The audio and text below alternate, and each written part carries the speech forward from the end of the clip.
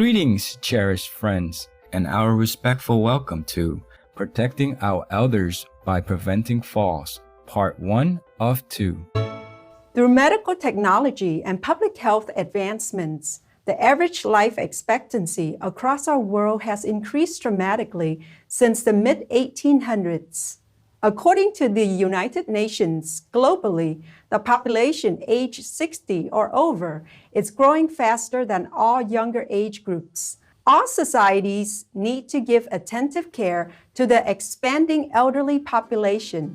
Healthcare providers and caregivers are currently looking for better ways to keep the aged healthy and protect them from injuries.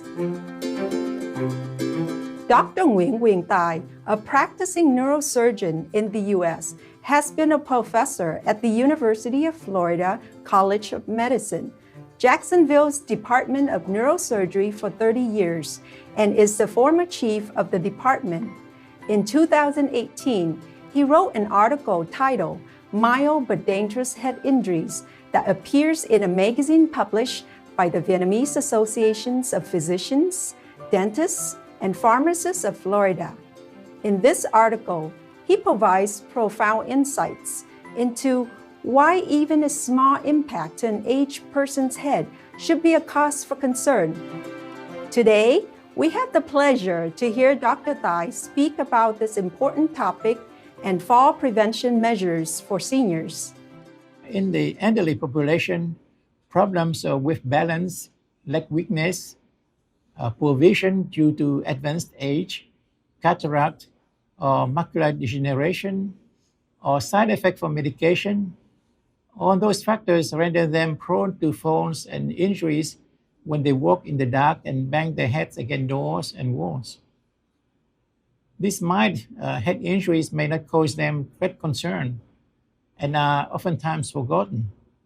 However, in this elderly population, a mild head injury can cause a minute bleeding at the surface of the brain, which can sometimes later form a large collection of liquid blood called chronic subdural hematoma.